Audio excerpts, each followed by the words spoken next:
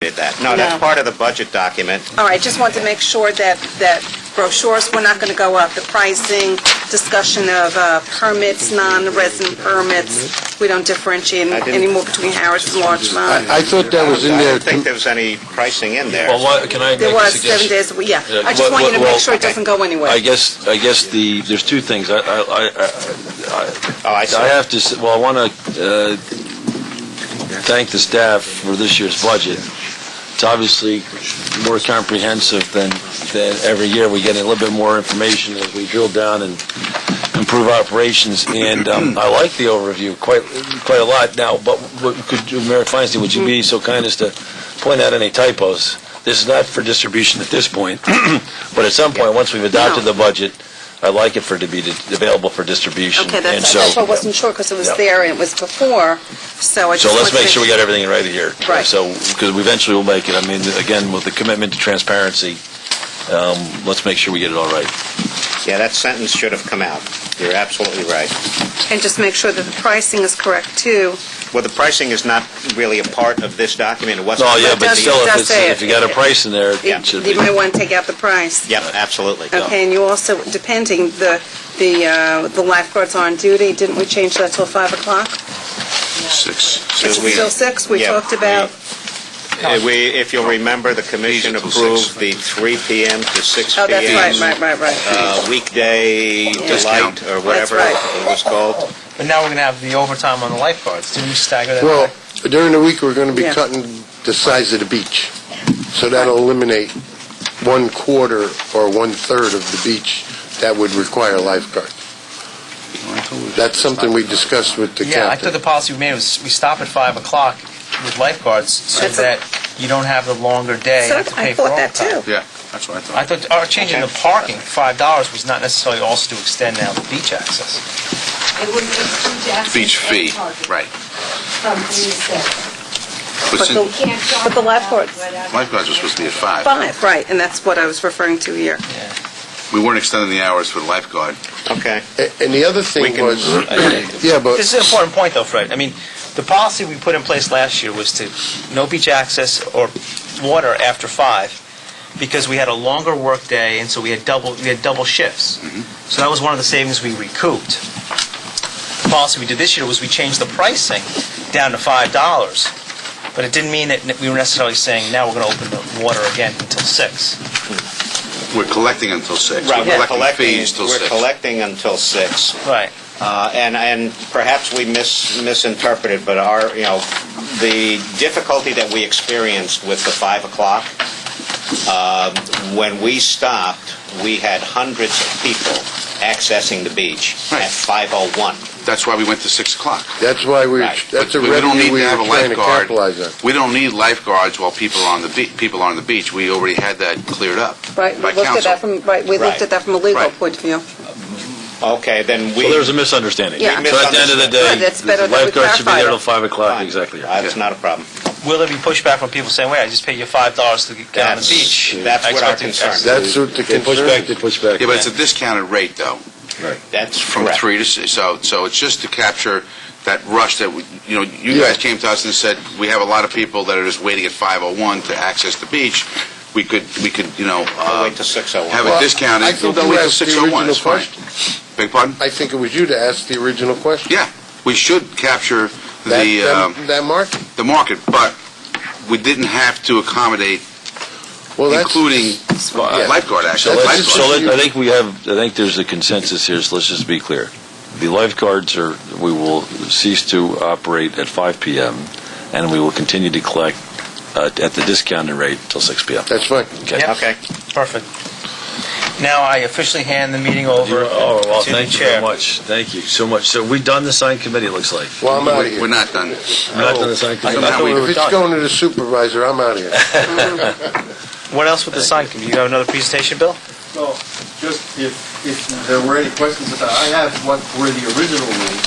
I think it was, Bill, you have to get to the microphone, please.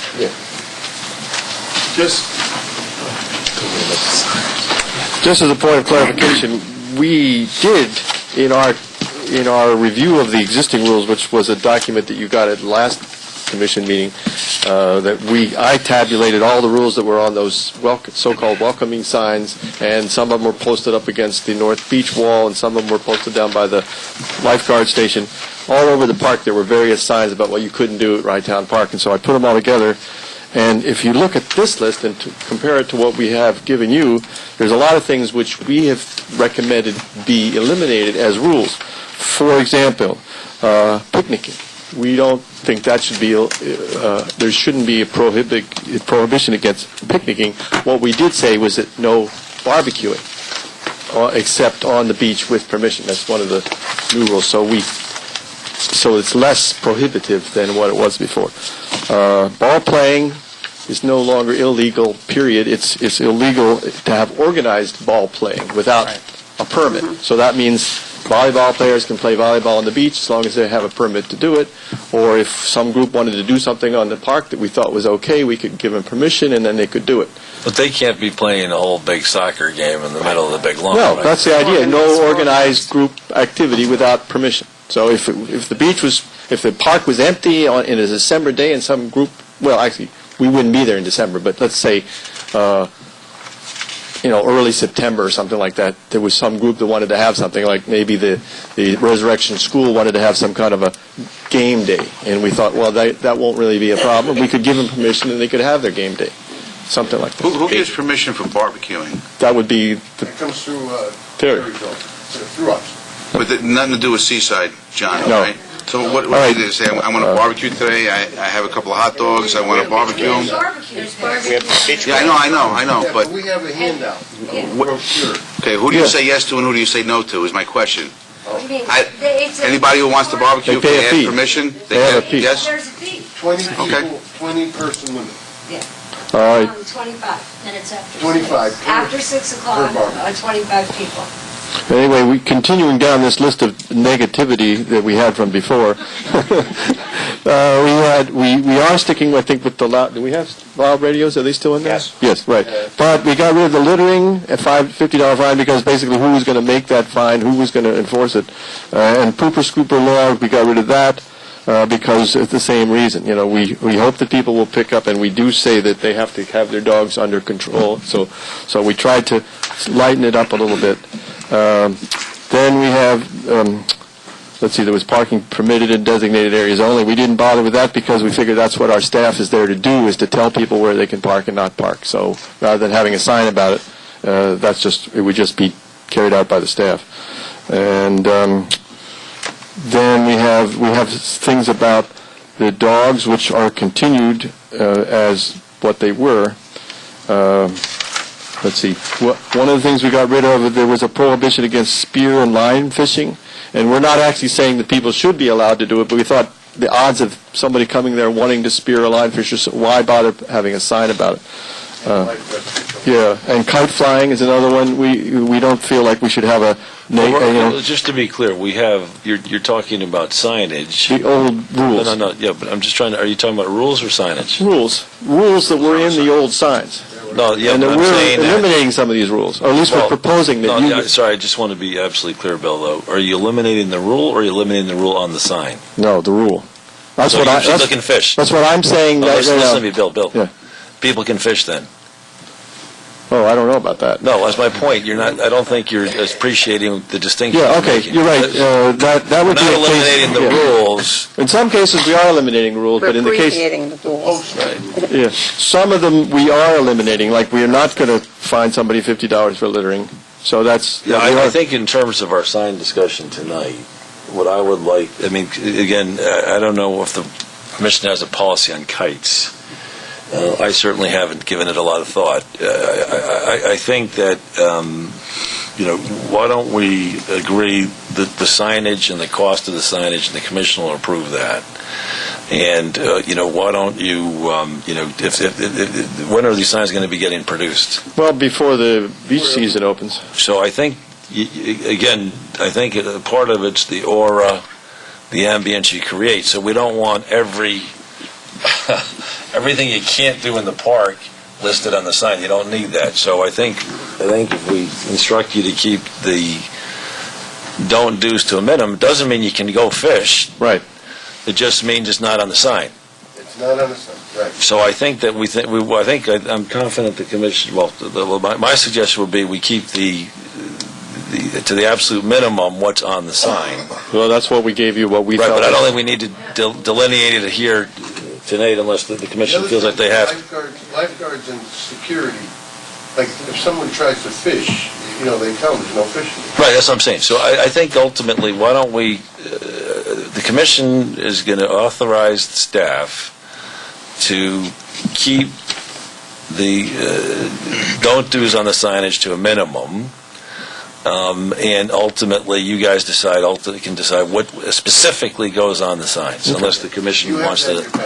Right. So, and then my question, what is the cost of the signage that you're proposing? Well, it'll be minimal, because they could be, Except for the big sign. we're talking about putting signs in, there's 4 bulletin boards, and with a sign like that could be as little as, I don't know, $10, $15.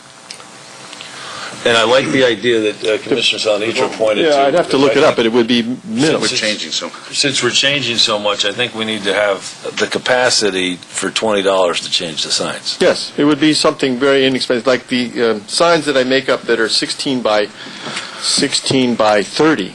The signs that I make up, let's say, for the concert series, are like $22. Right, okay, so And these would be smaller in than terms of approval tonight, though, what do you need from us in Well, terms of just to go ahead with the list that we had proposed and given to you in your packet. But if you want to just say, that's what we were going to do, to say. As I remember, we were trying to get a hard number cost. You're talking about the rule signs. Frank, what are The signage. Oh, signage in general. Yeah. Big signs on cars. Those big signs was welcome to Wrightown Park. Those, it roughly runs from $375 to $450. I got a price $450 for Martinez signs on Willard Avenue. So that's 2 at that price. 4. 3. 4. No, great. Oh, wait. 3 if we The north gate. 4. You have the north gate as well. There's 4. There's four Yeah. signs. One- One missing from a storm Yeah. that was damaged, we never put back. Yes. So there's 4 signs. All right, so you're asking for 4 sign at $450. My feeling is we can get them for $375, assuming we can reuse the posts. And I liked what you showed earlier in terms of I like the green with the white, and the Friends of Crawford, the Friends of Wrightown Park have approved the signage, and you like it? Yeah. Okay. Well, so I think basically the real ask of the board is, do we want to spend just under $2,000 on signage as Perimeter has been, what? For the perimeter signs, the The 4 welcome corner signs. signs. No, I'm going to cut it for the perimeter signs, exactly. That's my understanding of the ask for the commission. Does the commission have any thoughts on that? We have a volunteer for the donation, I think, right? Oh, okay, please. There's something for the money. I have to step up to, the mic isn't working. It is working. So, yes. We need a portable one for future meetings to hand it out. Yeah, that's a good idea. I would agree that you're probably not in a position to okay rules tonight. I think you need to digest it a little bit in case something's been overlooked. I don't know if there's any legal aspect to anything that we've suggested. That's another consideration. And as far as cost is concerned, from my perspective, and I think from the Friends' perspective, I don't think cost should dictate necessarily what's done, because we want something that's tasteful, that's in keeping with the feel of the park, and I will say that, our group would not pay for it in total, but there's a possibility that if there's a way for us to contribute in some form, we might just do that.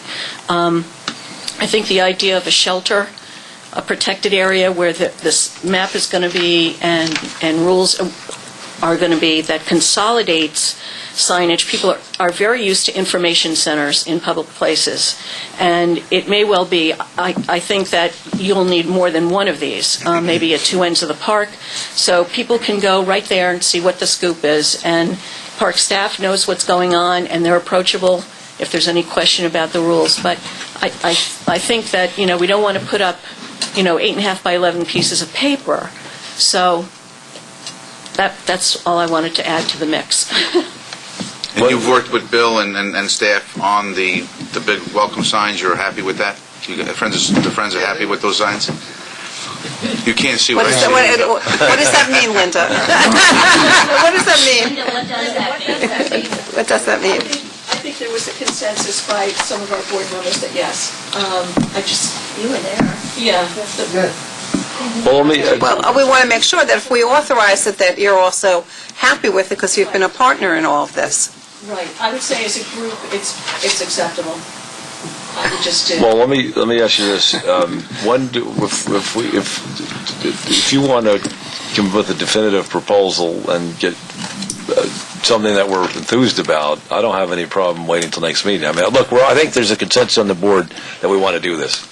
And I think it makes infinite sense, and I think the aesthetics are paramount. I couldn't agree with you more. So, I mean, I think that, from the board's perspective, we want to support you and the Friends and what you guys are doing. And it's really just for you guys to come up with a definitive number for us that if we end up having to pick it up, and sort of, I want to be fully comfortable. I want you guys to be enthused about it.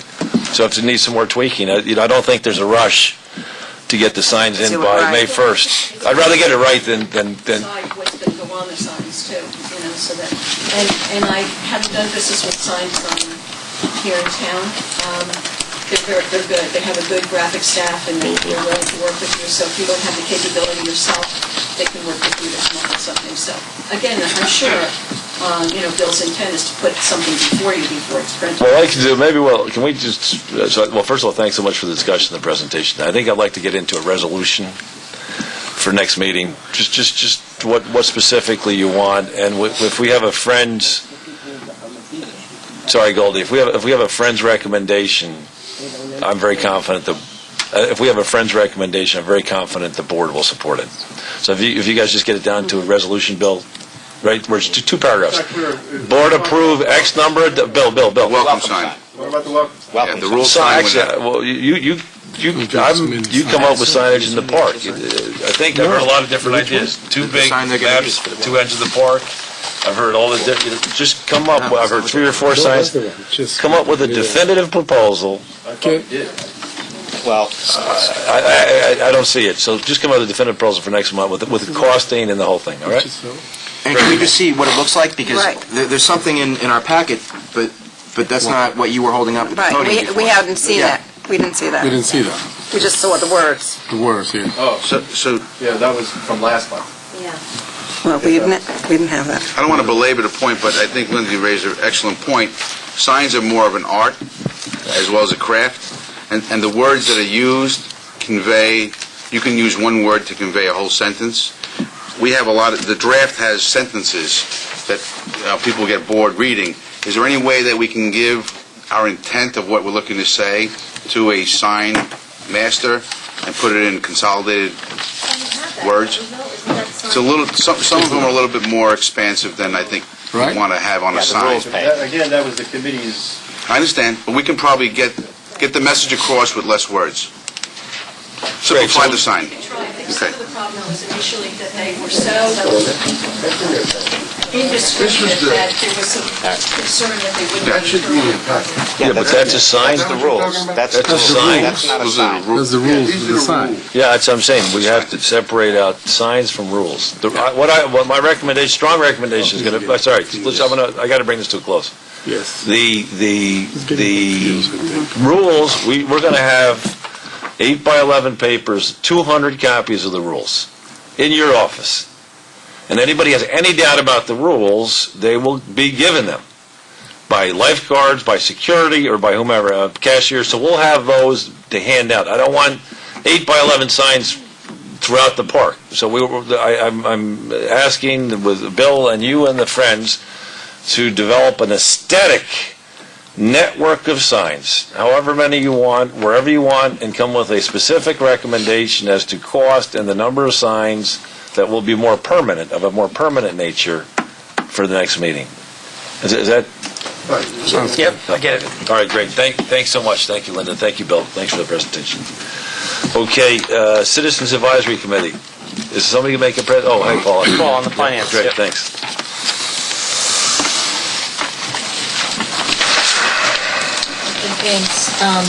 I had sent over a presentation directly to the commissioners, which I hope you all got. And When? this was this evening. It's in our I packet. apologize. It just came. sorry. So I To do the meeting. apologize for that, Yeah. and I didn't realize I was going to be Okay. able to be on the agenda, so thank you for including Is it me. in the Newport package? Well, can I just, Right before the budget. can I go to the last, can I start with the end? just Yeah, the you end? can. You absolutely Because I can. think, I know I'm very supportive, and I'm pretty confident there'll be board support for your suggestion, Paula. And maybe we could just go to the end, and if we want to go through the full presentation, certainly want to afford the commissioners that opportunity. But I think what you're proposing is a much lower cost car counting system. Yes. Is that correct? Yes. And what's the cost is going to? It's about, it's less than $10,000 installed. It's about $7,200. And then there's installation, which it does go below ground, below the parking surface. And it's $1,700 for training and some integration with the system.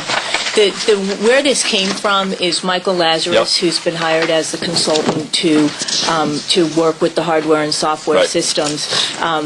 When we talked about the barrier gates, which we've been talking about for a while, which are really just car counters, what we talked about was the fact that you could bury these kind of sensor loops in the ground that could count cars.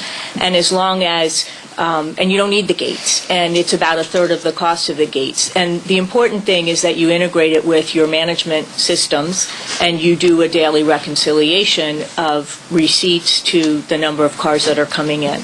And, this is still, I caution everyone, is still going to be a very manual process, because you think about, writing down the number of delivery trucks that come in, but you're going to have an idea of how many cars have come in, and you're going to be able to reconcile that against the types of revenue that you've received every day. And he's going to be able to integrate this into the management system. So it seems to me, if I understood correctly, for less than $10,000 or slightly less, we will be able to, for the first time ever, really count cars efficiently. And I personally... Bi-directional, bi-directional. I think for me it makes a lot of sense. I know there's been a lot of talk over the last couple of years about our ability to control, and every year we've improved. So I think this is a terrific, it's been a 6 to 8 month or 9 month discussion. We've gone from $200,000 to $10,000 and achieving most of what we're trying to do. So I think this is an excellent suggestion. I can't thank you enough. Now, Commissioner Sonich, I don't know if you had a chance to look at you. I briefly spoke to Paula, and I just want to up front commend the committee, Paula and her staff that worked on this recommendation, because it is a positive recommendation. After we went through the history of 2 years of trying to get the automation, I think the main focus was control. Right. And I think this proposal gets us in that positive direction. The reconciliation is critical. The auditing of Paula and her group is as a fallback that we need, and I think it's expandable too. I think that was the focus here, is that we need to start someplace, and it's the least expensive way to move forward. So I'm all in favor of this. And it integrates with the existing system. And I apologize, I'm going to go back to the first page, because this is all about financial control, and the car counters are an important part of it. But as Commissioner Salonico points out, there were a couple of other elements in the recommendation. Car counters was one. Accepting credit cards at the booths is another one. Whenever you can take cash out of the system and then you have a verifiable transaction, that's obviously a better thing. So credit cards was important. Can we do that now? Apparently, we are going to be able to. All right, beautiful, great. So Memorial Day weekend. Memorial Day weekend. So All right, beautiful. that's a great thing. Okay. Putting signage up, we talked a lot about signage. Signage at the booth that says if you don't get a receipt, your next visit to the park is free. A receipt for the correct amount. Right, so that kind of signage is a huge deterrent to people who have, the board of when they know somebody's going to look at that receipt. Hold on. What? No, I'm joking. I'm just wondering that we may lose our revenues. I don't know if that's in the budget. I'm joking, but only half joking. Maybe we want to give 2 weeks before we put that sign up. And display in your window, Paula, correct? Well, we didn't talk about that, having the We did it this display. weekend. We have the sign up. Yeah. So you can do that? Oh, great. Right. Okay.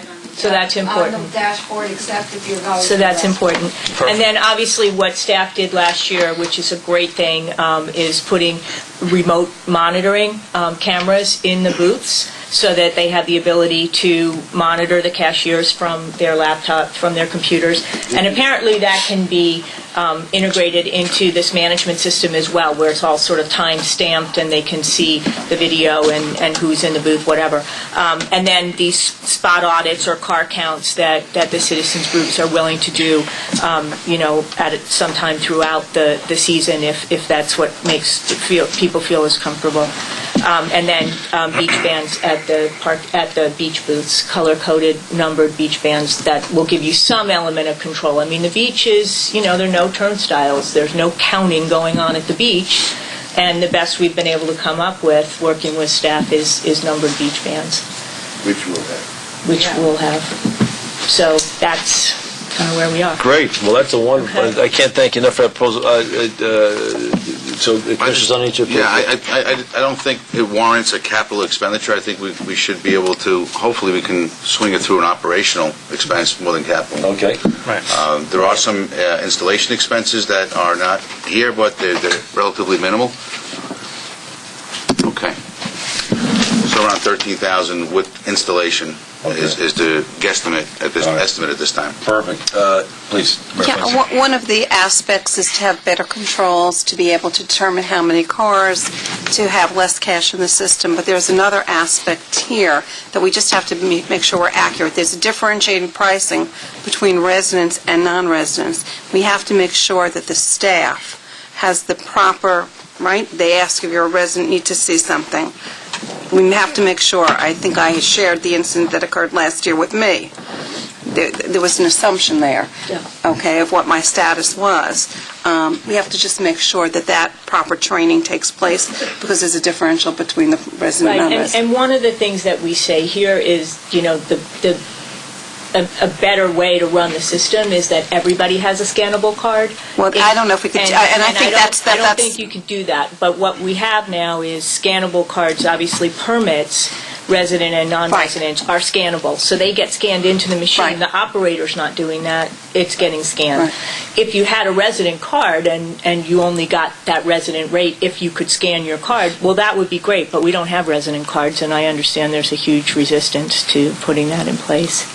So there's always going to be the ability for somebody to let somebody in and say, oh, non-resident, give me $10, put $8 into the system and $2 into their pocket. They're going to be able to do that. Mm-hmm. But you have cameras, the person's getting a receipt and said, wait, I just gave you $10, you gave me a receipt for $8. Right. Next visit's free, so... Right, there are ways to reduce that. There are ways to get around it. This is still Well, the control, this is still somewhat rudimentary, but it's getting better. It's getting And I better. thank you. Okay? Thank you for this. So, Terry, how you... But sorry, please. but to that point, it's a fireable offense. And in a lot of businesses, you put seeds through the system, whether you're mailing, somebody else is mailing us, what have you. Let's put seeds through the system. And if we get a situation that comes up, they get it, as you said, or we put it on their record and we keep note of it. I mean, you'd see it in the cameras. You'd be able to start to see when something, and so, I think, Terry, we need to obviously be very stringent this year. I know my story, I think it was 2 or 3 years ago, I came in and I sort of waved through, and then I went back and asked why I was waved through, and the response I got was because I thought you were a senior. So at that point, I obviously did not prosecute. But we need to. Right, Joe? Great. Well, Paul, thank you so much. So I guess we should. It's just expenditure, so we need to vote on it. I don't know if we actually need to vote on it, other than to say we want to. This would be an expense we want to incur. We have to add it to the budget. So we'll have to add it to the budget this year, Mr. Nowotnik. So when we have our budget discussion, we'll have to add. The budget is the next item. So we're going to add how much? $13,000 to the budget? Well, yeah, we're figuring it's going to cost about $3,000 a lane. It may be a little bit less, but this would involve. How much do I add to the budget? $13,000. $13,000. Okay. So we're going to add $13,000 to the number. Yes. Both sides. So we had Both 900, directions. we got down to, our costs had gotten down to 917,000, so our costs are now going to be 930,000. We made $3,000 yesterday, or last week, I should say, right? Question is, if they're that for high volume days. No, that's an exit only. That's the emergency exit you're talking about. Oh, but I'm talking about when we make them both. It's going to count both ways. It goes both ways, bi-directional. Good, all right, budget, we've had a lot of conversation of budget, you have a number of pages, I don't know if you want a presentation of the budget. That wasn't for public. Basically, what's this, we got another handout? That was Internally. Oh, this is- spreadsheet that we talked about today. All right, okay, so this just, yeah. It shows the change from March to information, April. right. So where are we overall at this point, Mr. Milano, in terms of, Well, where's the summary page in here? We got so right much- after the introduction, if you go right after the introduction, what you'll see is our revenues are projected to be $918,000 roughly. We've, Just give me the bottom line. okay, What, go to page 3 then. We're balanced. We're balanced Oh. in terms of operating. these remind me of the financial models I used to run. Total revenue is, Miraculously, we're zero. total revenue Geez, is, how did that happen? total revenue is $917,896. Total expenditures is $917,896. We have a balanced operating budget. Now, if you go down a little further, you'll see that we still put in the $70,000 proposed capital. This would be the 3 projects that we felt were absolutely required. And those 3 projects are, hang on a second. Those 3 projects are A, the North Beach showers at $20,000. That's some of what Park Director Gioffre just talked about. We're looking at trying to redo the middle gate ramp. Well, let's just slow down. Okay?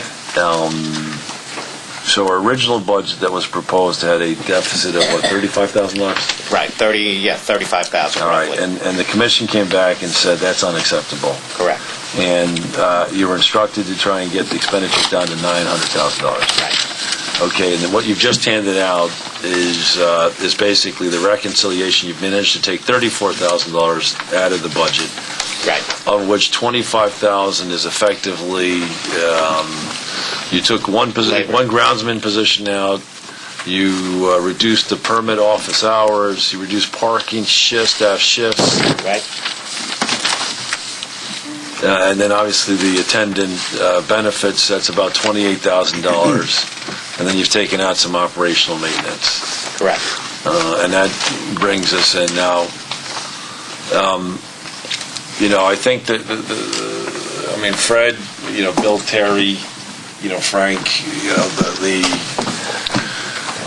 clear mandate from the commission is to, put a cap on expenditure as much as possible. Terry, maybe you should come up and just sort of say how many cashiers you have, or how, is there any further scope to reduce the number of cashiers with our increased scrutiny? Can we take cashiers out of the booths?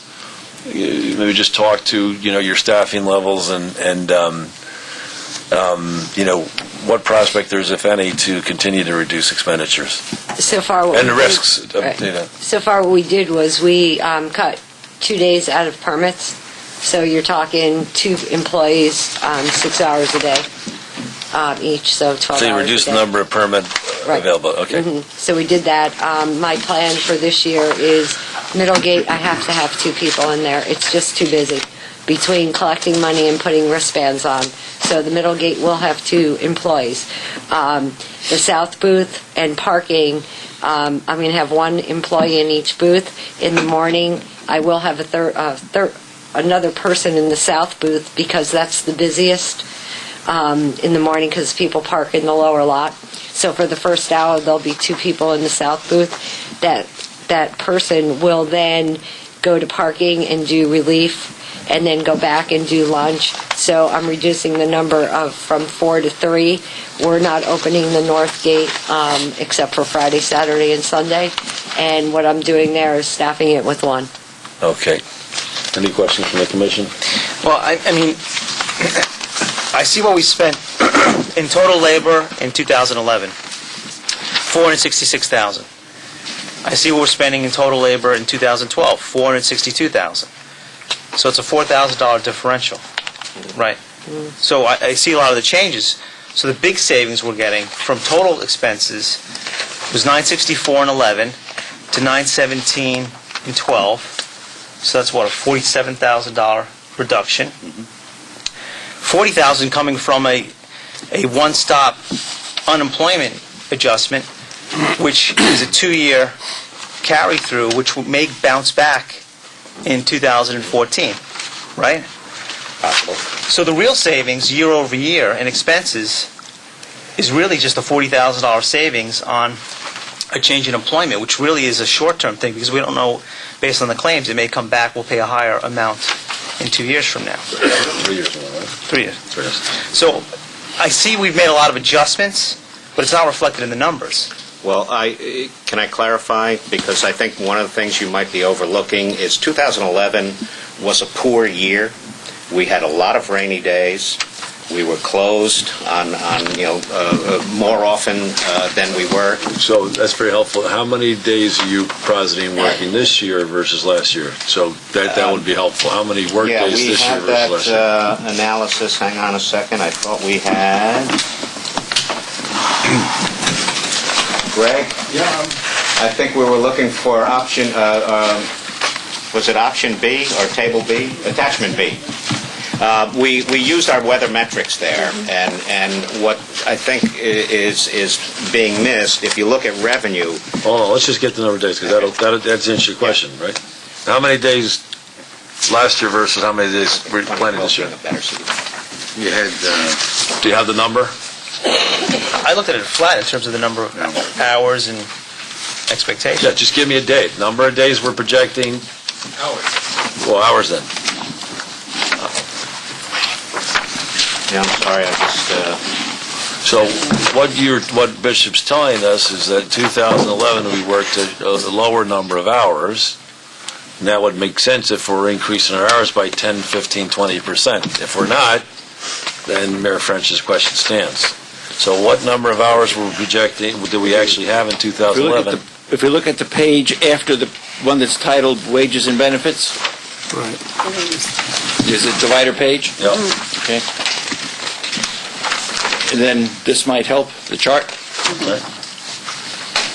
So we're comparing hours, regular hours, 210, 211, and 212 estimates. So as Bishop was saying, 211 was a real low year.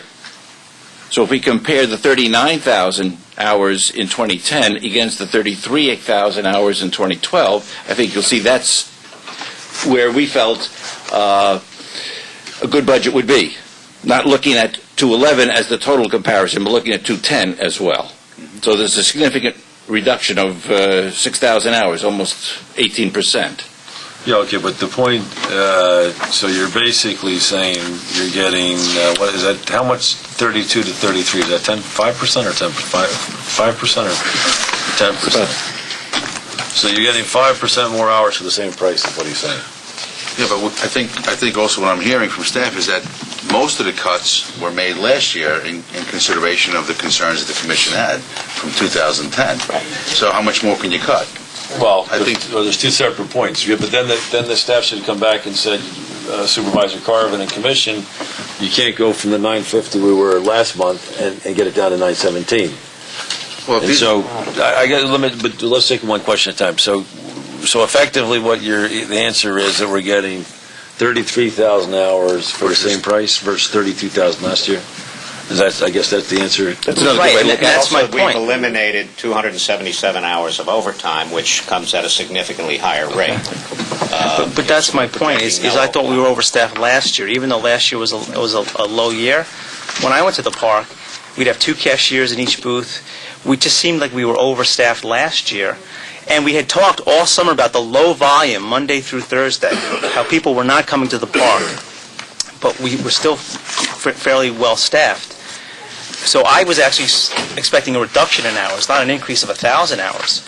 So it makes sense. If you say we're going to have more hours, okay, then it's good that we're flat, but on the revenue side, on the cost side, but Well, again, for the weekend, remember, we're adding the discount pricing between 3 and 6 now, where if things got slow, Terry would send her cashiers home at 4 o'clock.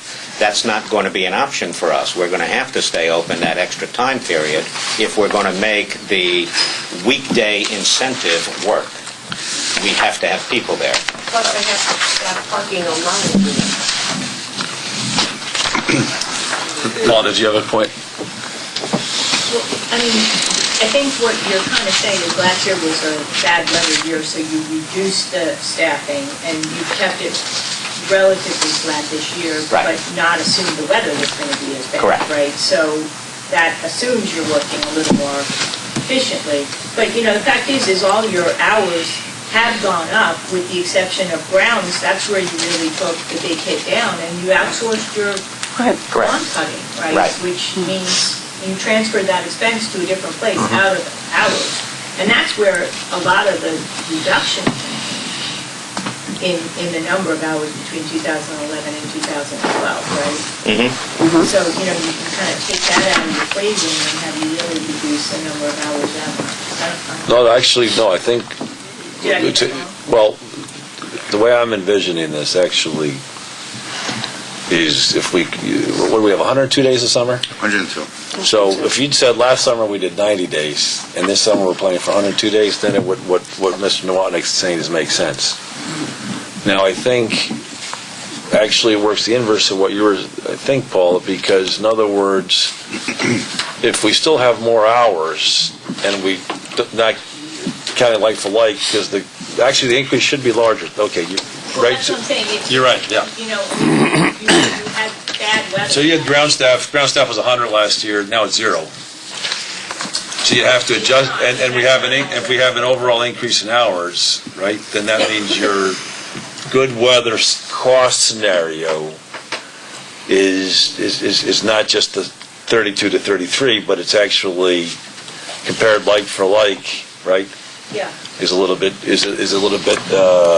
higher, but I think that